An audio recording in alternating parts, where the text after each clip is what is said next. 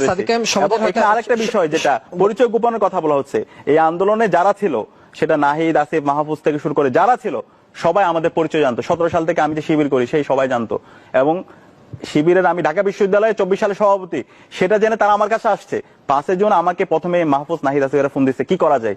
আমরা যেভাবে ডিরেকশন দিয়েছি এবং সেই কোঅর্ডিনেশনের মাধ্যমে কাজগুলো হয়েছে, তারা ব্যক্তি সাদিকের কাছে আসে না, শিবিরের ঢাকা বিশ্ববিদ্যালয়ের সভাপতি হিসাবে আমার কাছে আসছে।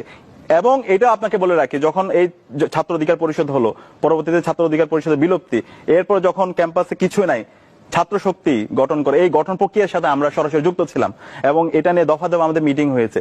ছাত্র শক্তির প্রথম প্রোগ্রাম যেদিন হামলা হয় সেদিন এই আসিফ মাহমুদ, আজকে যে উপদেষ্টা, ওনাকে আমি চাঙ্কারপুল থেকে নিয়ে, যখন আক্তার ভর্তি ছিল গণস্বাস্থ্য হাসপাতালে, সেই আসিফ মাহমুদকে আমি নিজে বাইকে নিয়ে রাইড করে তাকে হাসপাতালে নিয়ে গেছিলাম এবং সেখানে গিয়ে তাদের ট্রিটমেন্টের ব্যবস্থা করে, সামগ্রিক খোঁজ খবর নেওয়া, এই সব কাজগুলো আমরা করেছি। এবং এটা সবাই জানতো, ইসলাম ছাত্র শিবিরে আমি বিশ্ববিদ্যালয়ের সব